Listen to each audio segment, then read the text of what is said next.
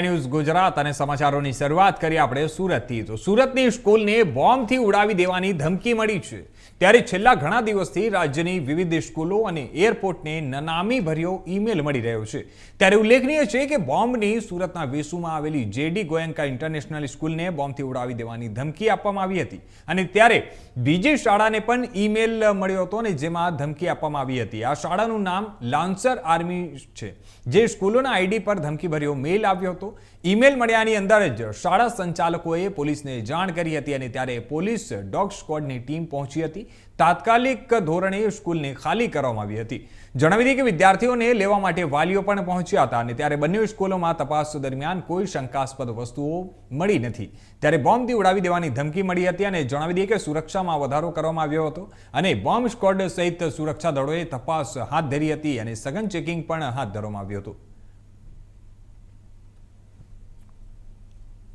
सूरत शहर में GD Goenka school की ऑफिशियल मेल आईडी पे रात को 12:59 पे एक मेल प्राप्त हुआ था जिसमें स्कूल में बॉम्ब होने और यहाँ ब्लड बाथ होने की बात की गई थी। सुबह पुलिस को इन्फॉर्म किया गया। इन्फॉर्म करने पे पुलिस ने आके स्कूल को खाली करवाया और हमारी BDDS की टीम है वो पूरे स्कूल को स्कैन कर रही है। सेम मेल लांसर आर्मी स्कूल है उमरा पुलिस स्टेशन की हद में, वहाँ भी यही मेल मिला। वहाँ भी स्कूल को खाली करवा के BDDS की टीम के द्वारा चेक किया जा रहा है और हमारी साइबर सेल जो है उसने जिस मेल आईडी से मेल आया है उस संबंध में जांच है वो चालू कर दी है। वेसु पुलिस स्टेशन और उमरा पुलिस स्टेशन दोनों जगह हम इस संबंध में जानवा जोग ले रहे हैं, उसकी तपास चालू रहेगी। प्रारंभिक ये जो मेल है सेम कंटेंट और सेम मेल 159 जितने भारत भर के संस्थानों को भेजा गया है जिसमें 2 सूरत के हैं। इन दोनों स्कूलों को हम लोग अभी चेक कर रहे हैं। चेक करने के बाद आगे का इन्वेस्टिगेशन में जो भी फैक्ट सामने आएंगे वो आप लोगों को इन्फॉर्म कर देंगे। मेल कहाँ से आया और उसमें क्या कुछ उल्लेख किया गया? मेल में सिर्फ अभी मेल आईडी हमारे पास है, उसकी तपास करेंगे तब पता लगेगा कि भेजने वाला कौन है, कहाँ का है। उस संबंध में जो हमारी साइबर सेल है वो जांच कर रही है। कुछ भी फैक्ट सामने आएगा इन्वेस्टिगेशन का तो आपको इन्फॉर्म करेंगे। उनमें कुछ की इन्वेस्टिगेशन चल रही है, कुछ में एक्यूज पकड़े गए हैं, हर एक में कुछ कुछ काम हो रहा है। इसमें भी इन्वेस्टिगेशन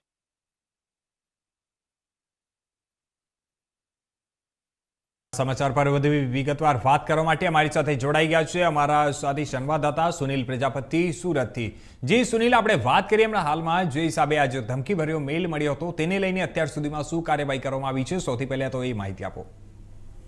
જી કિશન, તમને જણાવી દઉં કે સુરતમાં વેસુ વિસ્તારમાં જેડી ગોયંકા ઇન્ટરનેશનલ સ્કૂલ છે જે લોરેન્સ આર્મી સ્કૂલ તરીકે આજના દિવસે તેમને ઈમેલ આવી તો બોમ્બથી ઉડાવી ધમકીની।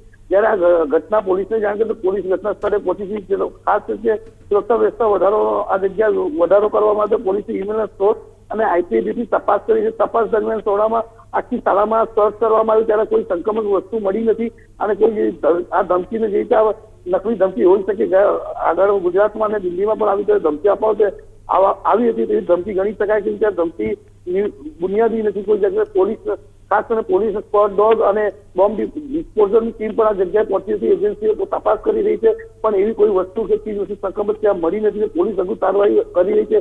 આ જે મેસેજ આવ્યો હતો મેલ કરીને ધમકી નો એ VPN માંથી દ્વારા મોકલવામાં આવ્યો હતો જેના ઈમેલની સ્ત્રોત પોલીસ અને જે પોલીસની ટીમો છે કરી રહી છે કે ક્યાંથી મોકલવા છે અને તપાસ કરી રહી છે આગળ। સુનિલ, આપણે વાત કરીએ જે હિસાબે અત્યારે આપણે જોયું કે સુરતમાં ઘણી બધી જગ્યા અલગ અલગ જગ્યા પર જે મોટી મોટી સ્કૂલો આવેલી છે તે લોકોને ધમકી ભર્યો મેલ મળવાનો જે સિલસિલો એક થોડા સમયથી ચાલી રહ્યો છે તેને લઈને હમણાં હાલમાં સરકાર કે તંત્ર તરફથી શું કાર્યવાહી કરવામાં આવી રહી છે અને એને રોકવા માટે શું કાર્યવાહી કરવામાં આવશે આગળ?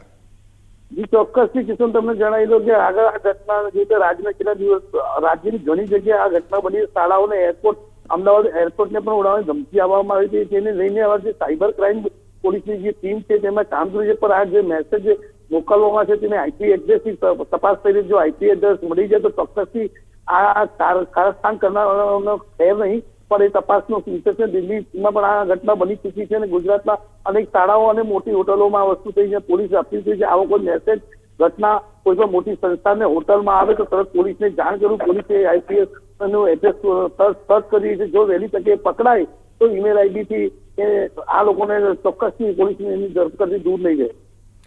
જી સુનિલ, આપણે વાત કરીએ તો જે હિસાબે ગુજરાતમાં જે એરપોર્ટ ઓથોરિટી હોય કે પછી સ્કૂલો હોય કે પછી ઘણી બધી અલગ અલગ જે સરકારી જગ્યાઓ પર બી બોમ્બથી ઉડાવી દેવાની જે ધમકી ભર્યો ઈમેલ મળવાનો જે સિલસિલો છે તે ચાલતો હતો, અને તેના વચ્ચે આપણે વાત કરીએ તો આ જે એક ગુનાહિત પ્રવૃત્તિ છે તો શું લાગે છે અને કંઈક જાણી જોઈને ટાર્ગેટ કરવામાં અત્યારે આવી રહ્યું છે? ગુજરાતમાં ઘણી બધી અલગ અલગ જગ્યાઓ છે, સ્કૂલો છે, એરપોર્ટ છે, ને એક પછી એક આ જે ઘટનાક્રમ થઈ રહ્યું છે તેને લઈને આપ શું કહેવા માંગશો?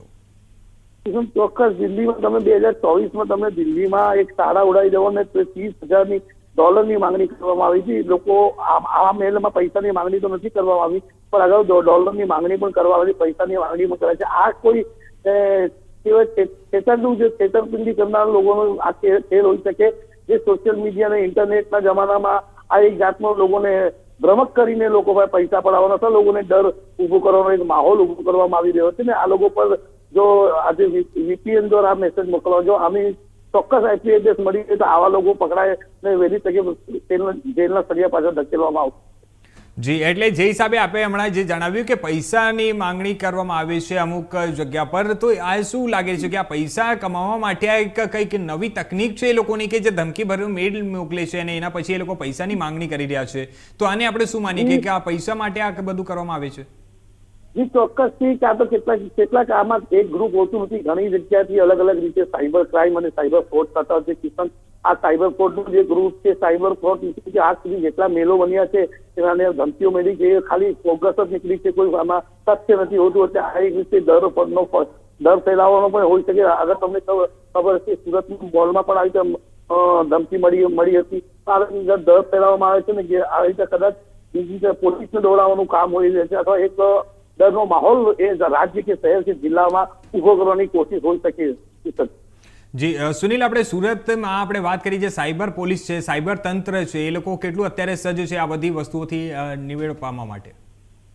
કિશન, ચોક્કસથી સાયબર ક્રાઇમની જે ટીમો છે એ 24 કલાક તત્પર છે આવા લોકો પર કાર્યવાહી કરવા માટે. અને આ જે IP એડ્રેસ છે તે સર્ચ નથી થતા, કેમ કે આ જે મેસેજ છે કિશન એ અલગ અલગ જગ્યા જે બ્લોકો કરીને જે પોતાના સિગ્નલો ચેન્જ કરીને VPN થી મોકલવામાં આવે છે, એટલે જમ્પ કરેલા હોય છે. એટલે અલગ અલગ જગ્યાએ પહોંચવા જે વ્યક્તિ રિયલ પોતાનું લોકેશન આમાં એમનું મળતું નથી, જો વહેલી તકે સાયબરની જે ટીમ છે આમાં કામ કરી છે ને વહેલી તકે આ VPN ના જે મેસેજ છે આ જે ડિટેક્ટ થઈ જાય તો 100% આ સાયબર આ જે ધમકી અને ઈમેલ કરનાર લોકોનો પાકો IP એડ્રેસ મળે